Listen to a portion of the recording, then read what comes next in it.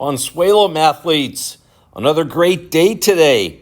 What we're going to be talking about, continuing with equations, is absolute value equations.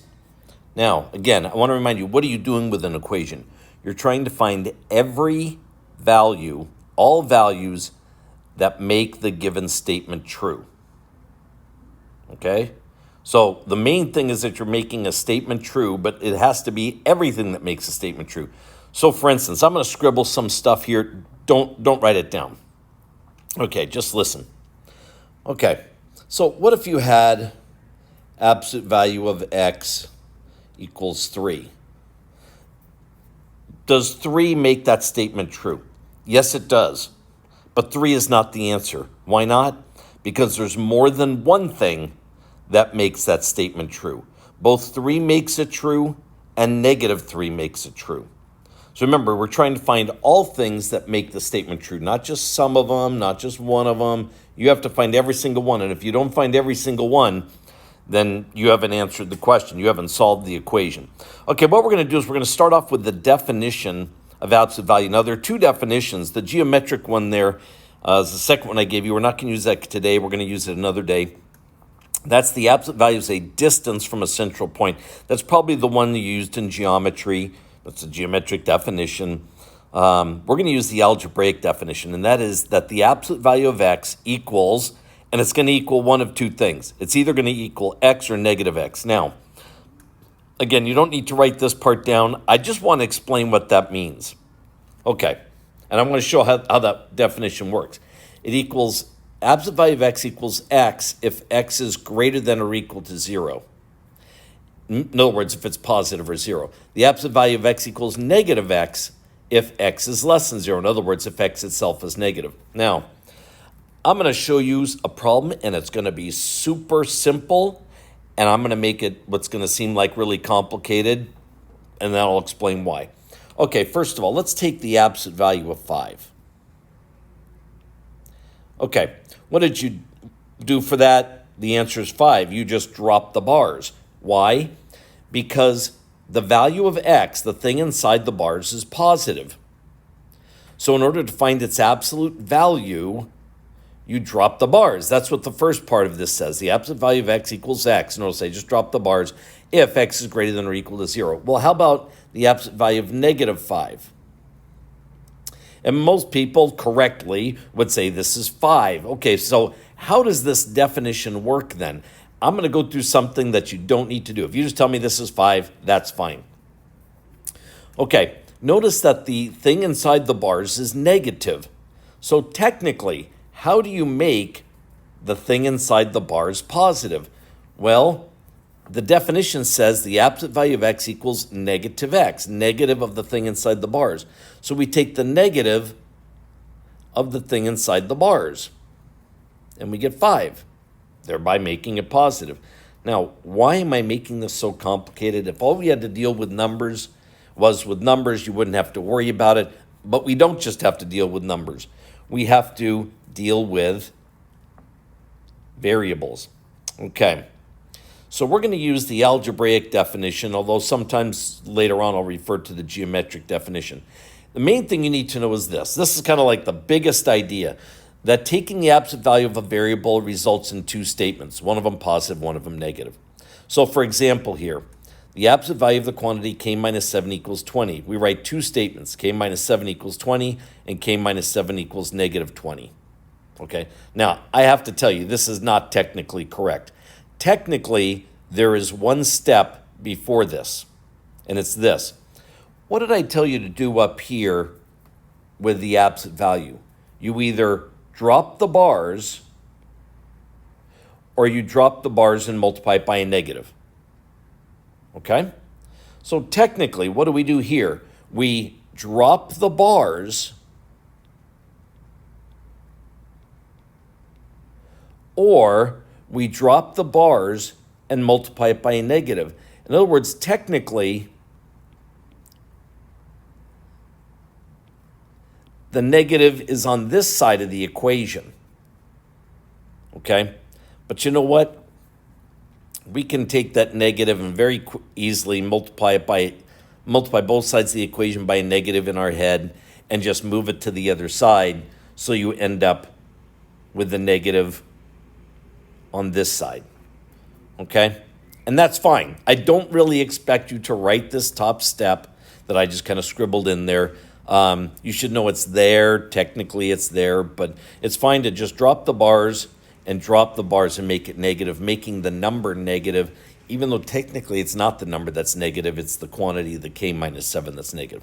Anyway, so then you solve each equation, k equals 27, k equals negative 13. And remember, what are we doing? These are all the values that can be substituted for the variable that will make the statement true. There are not fewer than these two. There are not more than these two. Only these two, okay? So what are we going to do here? To solve an absolute value equation, first of all, we have to get the absolute value alone, then write two statements, one of them positive, one of them negative, solve, and then check to make sure that they actually work. Okay, so let's take a look at an example. First of all, we have to get the absolute value alone. So we're going to subtract 10 from both sides. So we have the absolute value of 2x minus 7. That equals 5. Okay, now what am I going to do? I'm going to drop the bars and then drop the bars and make it negative. And again, technically it's the 2x minus 7 that's negative, but I'm just going to make the 5 negative. Everyone does it that way, and that is perfectly all right that you do it that way. Now we'll solve it, so we get 2x equals 12, 2x equals 2, and x equals 6, and x equals 1. Fine. Let's check it to make sure that it actually works, that these actually make the statement true. Okay, so we have the absolute value of 2 times 6 minus 7, that plus 10. Remember, you always check in the original. Does that equal 5? Okay, so we have 2 times 6 is 12, minus 7 is 5. What did I do? 2 times 6, which is 12, minus 7 is 5. Oh, it's 15, sorry. I blew it. Okay, let's just back up a little bit here.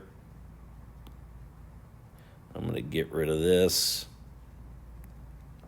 Okay, matter of fact, that's why you checked it, because I blew it, and I wouldn't have caught that if I didn't check. Okay. All right, so it should have been 15. So if we, oh, that was correct. What am I doing? Okay, so we have 15 minus 10 is 5. So this was 5 and negative, oh, that was okay. This is 5 and negative 5, so that would be 12. That would make this 6. And that would make, if we add 7 to both sides, we get 2, and x equals 1. So I'm sorry, I was okay. All right, what I blew was when I wrote the check, this should have been 15. Okay, so we have 2 times 6 minus 7. So that's 12 minus 7 is 5. The absolute value of 5 is 5, plus 10 is 15. Fine, it works. Okay, let's take the absolute value of 2 times 1 minus 7 plus 10. Does that equal 15? Okay, so we have 2 times 1 is 2, minus 7 is negative 5. The absolute value of that is 5, plus 10 is 15. Good, okay. All right, let's check the next one. Again, what are we going to get? We have to get rid of the 2 and the negative 3. What are we going to get rid of first? Well, SADMAP tells us to get rid of the subtracted and added terms first, so I'm going to get rid of the negative 3 first by adding it.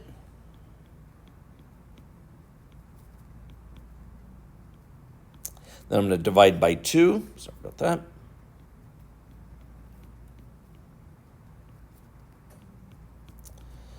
Okay, now I'm going to write the two statements. X plus 5 equals 10, and x plus 5 equals negative 10. Then I'll subtract 5 from both sides, so we get x equals 5, and x equals negative 15. So let's check this now. So we have 2 times the absolute value of 5 plus 5 minus 3 equals 17. So that's 2 times 10 minus 3 is 17, so that one's fine. And then we have 2 times the absolute value of negative 15 plus 5 minus 3 equals 17. So again, negative 15 plus 5 is negative 10. Absolute value, that's positive. So we have 2 times 10, which is 5, which is 2 times 10, which is 20, minus 3, which is 17. So that works. Okay, let's take a look at number 3 here then. Let's take we're going to subtract the 8, x minus 4. Absolute value of that equals negative 6. Now, I'll come back to that statement in a second, but let's write 2 statements. We're going to drop the bars and make it negative. Making a negative 6 negative makes it 6. So we have x equals negative 2 and x equals 10. So let's check it.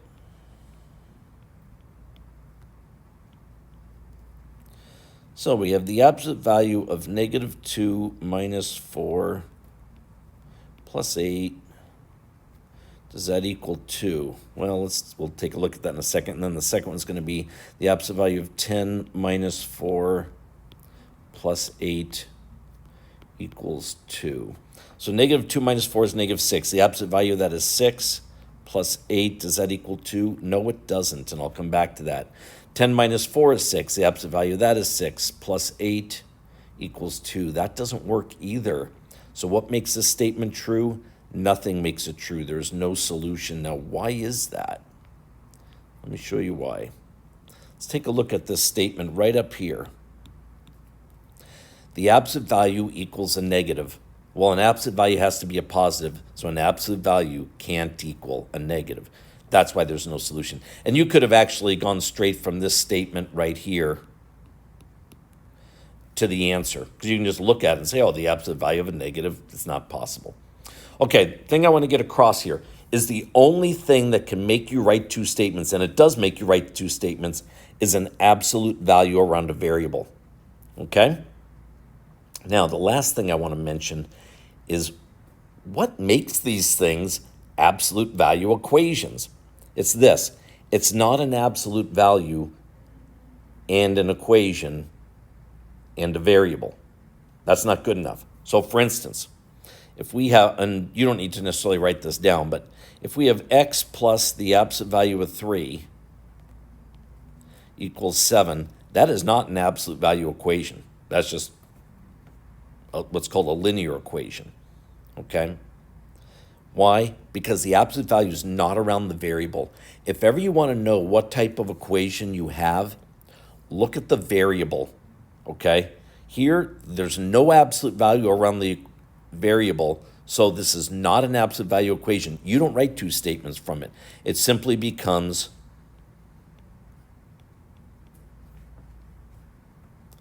x plus 3 equals 7 and x equals 4. It's just a normal equation. But what if I have the absolute value of x plus 3 equals 7? That's an absolute value equation. Why? Because the absolute value is around the variable. The variable's in the absolute value symbol, okay? That gives you the absolute value of x equals 4, and therefore x equals 4 and x equals negative 4. Many times I will say to you, it is not enough to know how to do something, you have to know when to do it. What do you do for an absolute value equation? You write 2 statements. But when do you do it? Only when you have an absolute value equation. This first one right here, that is not an absolute value equation. What makes an absolute value equation? A variable in the absolute value. This one is an absolute value equation. Why? Because the variable's in the absolute value. If ever you want to know what type of equation you have, you look at the variable. Okay, so if you have an absolute value equation, a variable in the absolute value, you write 2 statements. One of them positive, one of them negative. And notice, you drop the bars. You don't just write one of them positive, one of them negative. It's you drop the bars and write one of them positive, drop the bars and write one of them negative. Hope that's helpful to you. Now it's time for you to get working and do the homework and see if you have any questions for me. Have a good day, everybody.